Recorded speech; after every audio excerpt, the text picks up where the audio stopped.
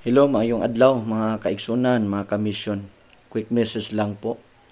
Gikinanglan ta nga mangilabot sa dagan sa atong panggobyerno. Dili sa pangilabot nga muhukom ta apan mangilabot ta diya sa spiritual nga kahimtang mga kaigsunan. Kay musuot kag sa dili naadyoy spiritual nga nagmanipulate, dunay demonic nga nagmanipulate ani karon nga panghitabo sa atong paggobyerno. Ang kawatan nga maong yawa sumala sa Bible sa John 10 verse 10. Ang yari yung agenda, plano niya pagpatay, paglaglag, pagpangawat. Gubuton niya atong nasod. Giguba niya panghunahuna sa atong mga leaders, gimanipulate niya panghunahuna sa mga tao. Makaigsunan, gikinanglan ang tibuok Pilipino mangilabot ta sa atong mga personal nga pag-ampo. I-appeal na to sa atong pag-ampo ang estado sa atong Pilipinas karon makaigsunan. Makaigsunan, na-expose na karon ang dinagko kayo nga corruption. Siguro kung imong nabantayan sa pipila ka mga milabay nga mga bulan, gitugutan sa Ginoo ang makalilisang ulan, makaigsunan, bagyo, nga mao'y hinungdan nga bulog ang labihan kadako nga baha o halos na maglunop ang labi na sa Luzon makaigsunan.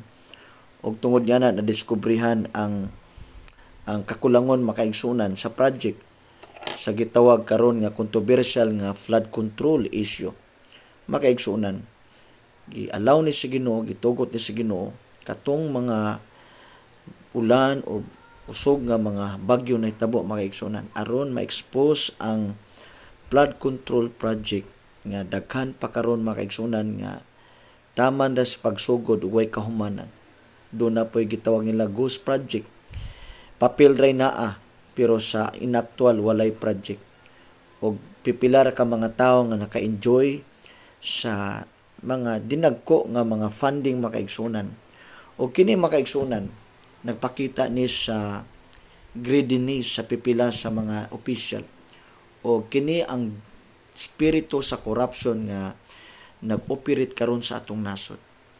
Ug makaigsunan pinaka-danger karon sama sa uban nga mga nasod, dili lang Pilipinas, gani sadto say karon nga bag-o lang nitabo nga sama sa Nepal o sa ubang mga nasod labihan kagubot doon na mga offices dito, labi na ang parliament building sa I think Nepal gisunog na.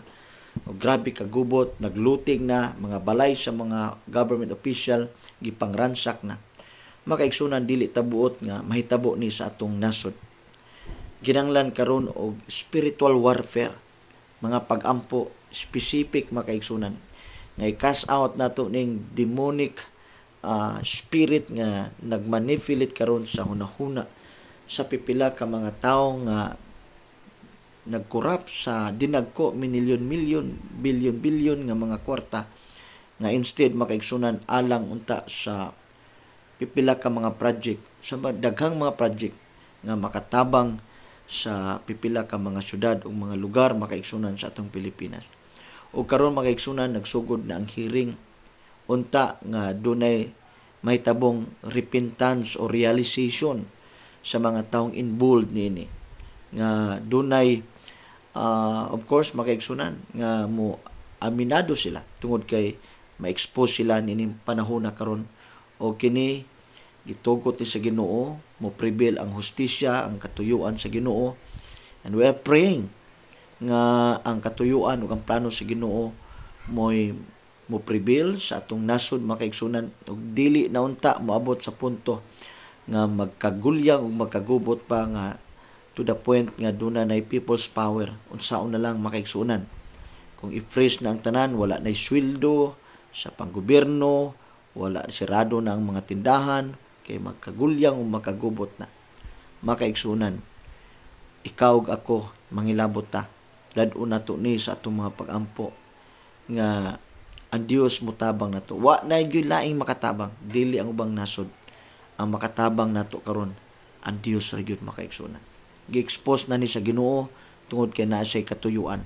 Busa mo kooperita, mo partisipita sa mga pag-ampo makiusa ta di sa gugma nga ang Dios mo bisita sa atong nasod, mo intervene ang Dios sa atong nasod, nga dunay kalinaw sa atong nasod, ang gugma mo tigbabaw sa matag kasing-kasing, dunay pag-aminar sa ilang mga kapakyasan, dunay pagdawat sa ilang kapakyasan, o ikinanglan mapriso ang angay mapriso ang mga tao nga dunay mga kapakyasan, labi na sa pagpangawkaw sa atong nasod sa Pilipinas. Igsoon higala hinumdumi nga gigugma ang tanan sa Ginoo. Kung dunay mga taong nagbuhat nini, biktima sila niini nga klase nga spirito nga nag-operate sila makasing-kasing ang pagkahakog o ang pagka self centered nga mga tao, ilang personal nga interes tungod sa luho ba kaha or unsa sa ilang mga pangandoy nga kinakaugalingon nga mga interes. Sa igsoon ko higala mangilabot ta diha sa atong mga pagampo.